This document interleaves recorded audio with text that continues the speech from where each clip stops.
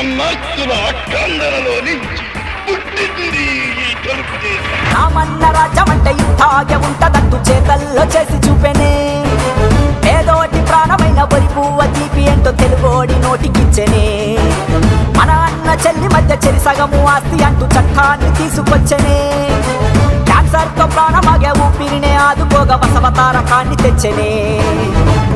ప్రజలు తన